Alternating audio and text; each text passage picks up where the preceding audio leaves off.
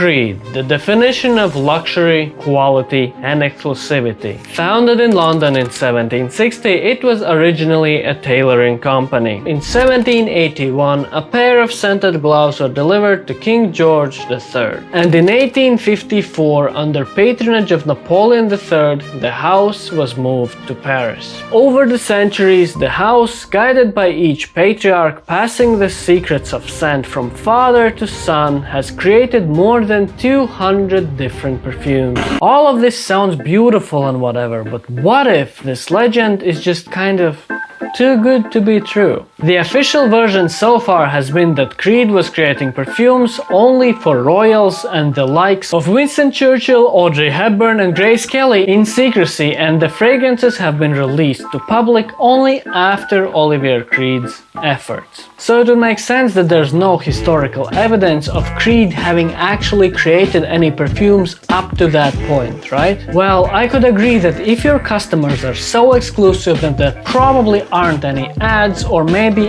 even sales receipts. However, here we're talking about more than that. There are no perfumery tools or even bottles. But there is plenty of evidence for clothing. In fact, there's a document from 1940s during Nazi occupation of Paris where Henry Creed was determined to be an enemy due to his British origins. And funnily enough, he's being defended in some of these documents. All the reasons for him being exempt from this special treatment related to couture. Fragrances, not a whiff, pun intended. And the cherry on top, barely any supposed recipients of Creed's fragrances have confirmed actual involvement with Creed. On the contrary, many families have actually sent legal notices for name-dropping them. If we are to believe Maurice Ram, the ex-distributor of Creed fragrances in the US and the eventual founder and CEO of Bond No. 9. The earliest historical third-party account of Creed actually selling fragrances is from the 60s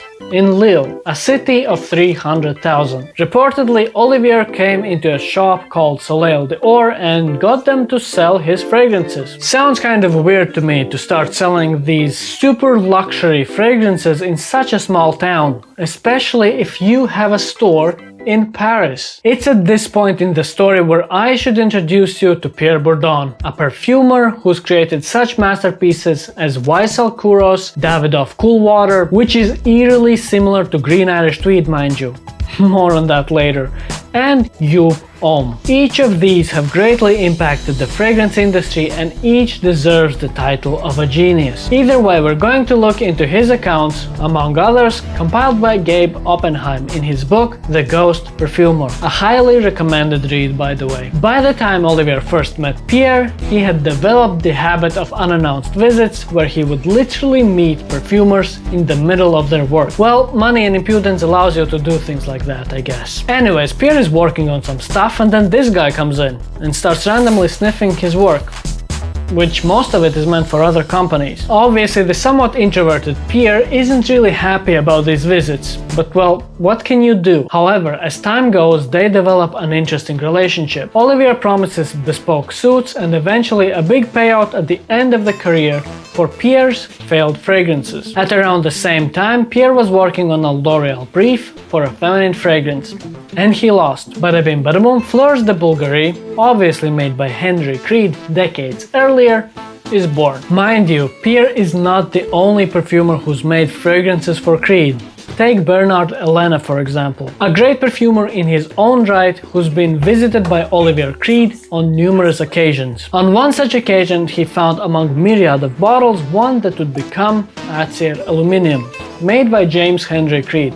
Obviously. Olivier had a formula on his hands. Step 1, have lots of money. Step 2, find good perfumers with the right mindset. It can be a genius newbie who still needs to prove himself or a seasoned veteran with a childhood trauma. As long as they give up their work without credit for cheap, it's fair game. Step 3, think of a legend. It should be about someone dead so they can't sue you. Plus there's the added bonus points for historicity. Step 4, network and sell. Step 5, repeat until you cash out. And that's exactly what Olivier did. Just with Pierre, he managed to secure such hits as Green Irish Tweed, Millésime Imperial, Silver Mountain Water, and Original Santal. Alright, Green Irish Tweed. It's actually an idea that Pierre has been working on for years at the time. He had submitted the fragrance for briefs on 8 different occasions, and each time he failed. And that's when Olivier got a hold of one of the earlier iterations of the fragrance, swapped the materials to the most expensive ones he could get,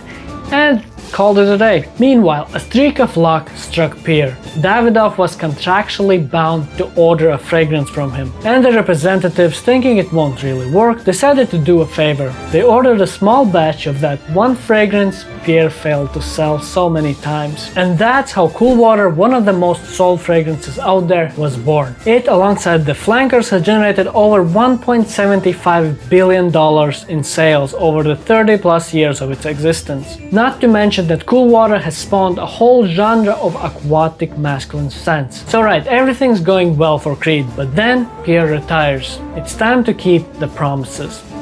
Wait, what promises? No time for the past. We need a new perfumer pronto. Meet Jean-Christophe Hérault, Pierre Bourdon's student and an excellent perfumer in his own right. One day, while he's messing with a pineapple accord, Olivier again barges into his office with an undisclosed musk and basically says to go wild with it. The result? Aventus, the niche daddy that has sold more than $80 million in its 10 plus years of existence. And what did Hérault get out of the deal? Considering he hasn't really disclosed much, we don't know. But I'm pretty sure it wasn't nearly enough. At least Olivier had the decency to allow Hérault to publicly claim his authorship of Aventus a few good years and millions of dollars after the first bottle was sold. With this kind of information leaking out at the seams, Olivier must have experienced the bad karma, right? Baby, we live in the real world, and this is no fairy tale. After the success of Aventus, Olivier decided to cash out and sold the company to BlackRock, supposedly for around $1 billion in 2020. If that's the bad karma he got, I'd like some of that too. Having said that, please do not misunderstand me. Although Creed has its issues, their fragrances are still top-notch stuff. Olivier may not be a great nose, but he certainly does know what sells. And the quality of ingredients still can't be really argued with. So if you like their fragrances, go for it. At this point, most of the money goes to the corporate overlords. Anyways, in summary, Creed is not what it seems. The amazing story told by the company sadly doesn't seem to hold up to scrutiny. Olivier's been probably riding on the hard work of perfumers without giving them credit. And the sad part, he's definitely not the only one out there. There's so much more we don't know, and in some cases, in fear of legal repercussions, we can't talk about. Just don't buy fragrances for their supposed history, because most of the time it's bullshit. Buy them for what they are. And to understand how to approach buying fragrances these days, take a look at this video where we explore Ukrainian war's effect on the fragrance industry.